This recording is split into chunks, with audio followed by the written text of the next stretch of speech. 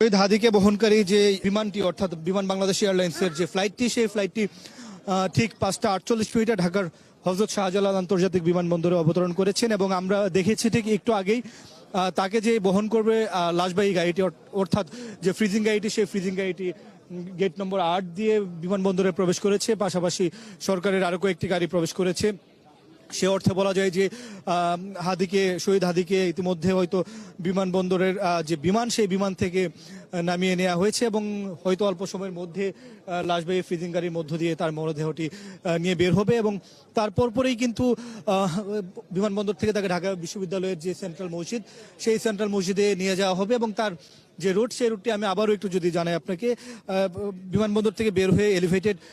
এক্সপ্রেসওয়ের মাধ্যমে হাতিরঝিলের যে র্যাম্প, সেই র্যাম্প দিয়ে সেটি নামবে। তারপর এফডিসি মোড় হয়ে মগবাজার থেকে হাইকোর্ট থেকে আপনার দুয়েল চত্বর এবং টিএসসি হয়ে ঢাকার সেন্ট্রাল মসজিদে সেখানে নেওয়া হবে এবং আগামীকাল দুপুর 2টায় মানিক মিয়া এভিনিউতে সেখানে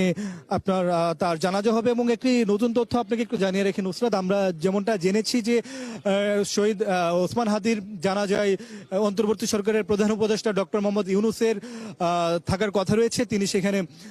জানাজায় যোগ দিবেন এবং যোগ দিয়ে শহীদ হাদির জন্য তিনি দোয়া চাইবেন দেশবাসীর কাছে এবং সেখানে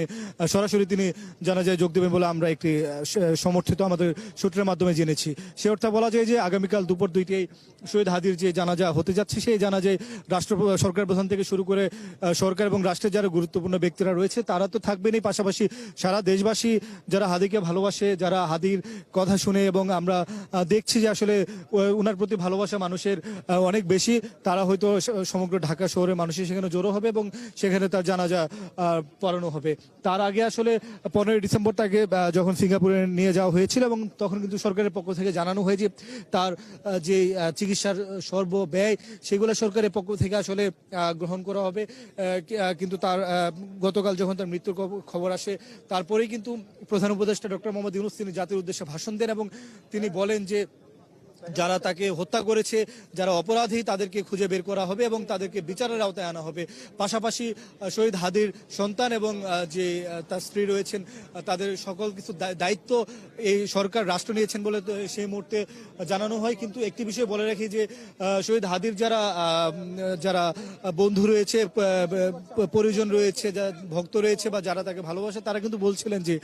শহীদ হাদিকে যারা হত্যা করেছে, দুজন দাউদ এবং ফয়সাল ওরফে দাউদ এবং যে আরেকজন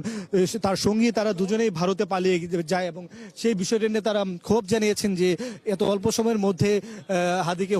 গুলি করার পর কিভাবে একদিনের মধ্যে তারা ভারতে পালিয়ে যায়। সেই ক্ষেত্রে আসলে এখানে যারা আইনশৃঙ্খলা বাহিনী রয়েছে, বিশেষ করে পুলিশ, র্যাব থেকে শুরু করে বর্ডার গার্ড, বিজিবি, তারা আসলে কি করেছে। এবং একটি বিষয় বলে রাখি যে বাংলাদেশের যে আপনার সীমান্ত রয়েছে, ভারত বাংলাদেশের সীমান্ত, সেটি আসলে যুদ্ধ ছাড়াই এই সীমান্তে সর্বোচ্চ ধরনের মানুষ হত্যার ঘটনা কিন্তু ঘটে থাকে এবং ভারতীয় বিএসএফ এর হাতে কিন্তু প্রতি বছর বাংলাদেশে অনেক মানুষ মারা যায়। সেইখানে আসলে এই ধরনের একটি অবস্থায় কিভাবে তারা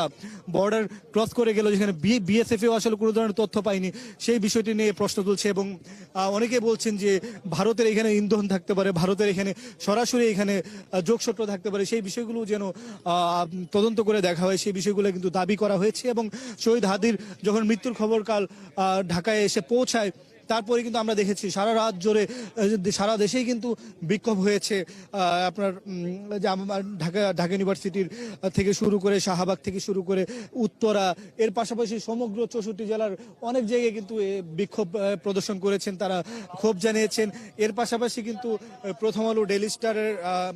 ছায়ানটের মতো প্রতিষ্ঠানেও হামলা হয়েছে। সেই বিষয়গুলো কিন্তু বারবারই সামনে নিয়ে আসছিলেন যারা ছাত্রনেতা রয়েছে, নাহিদ ইসলাম, আসিফ মাহমুদ, সজীব ভুঁইয়া, তারা কিন্তু আজকে শুক্রবার তারা কিন্তু জানিয়েছেন যে আজকে জুম্মার পরে শহীদ হাদির জন্য যে বিক্ষোভ বা তাকে সম্মান প্রদর্শনের জন্য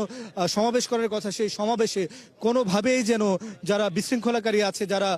রাষ্ট্রের ক্ষতি করতে চায়, যারা রাষ্ট্রের ভাবমূর্তি নষ্ট করতে চায়, তাদের উস্কানিতে পা না দেওয়ার আহ্বান কিন্তু তারা জানাচ্ছিলেন। এই বিষয়গুলো কিন্তু আমরা গত 2 দিন, একদিনের ঘটনার পরিক্রমায় আমরা দেখছি। সেই ঘটনার পরিক্রমায় বলা যায় শহীদ হাদি, যিনি ইনকিলাব মঞ্চের একাধারে মুখপাত্র এবং আহ্বায়ক, যিনি ঢাকা ৮-এর আসনের সম্ভাব্য স্বতন্ত্র প্রার্থী হিসেবে দাঁড়িয়েছিলেন এবং নিজের নির্বাচনী প্রচারণা শুরু করেছিলেন, সেই শহীদ হাদি কিন্তু গত শুক্রবারে তাকে আততায়ীরা গুলি করে তার একটি নির্বাচনী প্রচারণার উদ্দেশ্যে বের হওয়ার পর একদম আপনার কাছে থেকেই তাকে গুলি করা হয় এবং তখন থেকেই কিন্তু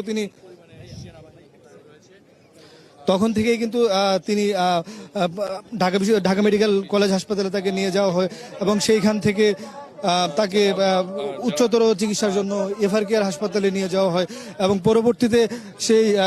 এভার কেয়ার থেকে তাকে নিয়ে যাওয়া হয় সিঙ্গাপুরের ন্যাশনাল মেডিকেল কলেজে এবং সেইখানে আসলে গতকাল রাতে ইনকিলাব মঞ্চ এবং সরকারের পক্ষ থেকে জানানো হয় তিনি শাহাদাত বরণ করেছেন এবং তাকে যে বহনকারী তার মরদেহ বহনকারী যে বিমানটি অর্থাৎ উড়োজাহাজটি, সেটি বিমান বাংলাদেশ এয়ারলাইন্সের একটি বোয়িং 737-এর একটি মডেল এবং সেই বিমানের যে ফ্লাইট নম্বর ছিল BG585, সেটি 5:48 ঢাকার হযরত শাহজালাল বিমানবন্দরে অবতরণ করেছে। এবং একটু আগে আপনাকে বলছিলাম যে আমরা দেখছিলাম যে এখানে যে তাকে বহনকারী যে অ্যাম্বুলেন্সটি থাকবে অর্থাৎ মরদেহ বহনকারী যে ফ্রিজিং গাড়ি, সেই ফ্রিজিং গাড়িটি ভেতরে প্রবেশ করেছে। আমরা ধারণা করছি হয়তো আর বেশি সময় নিবে না,